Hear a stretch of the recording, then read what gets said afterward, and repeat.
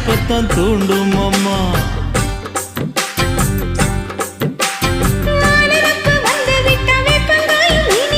வானரப்பு போய்விட்டா செங்கரும்பும் கசக்கும். கோபுரத்தை கட்டி வைக்கவா, தலைவன கலசம வணங்கிடவா.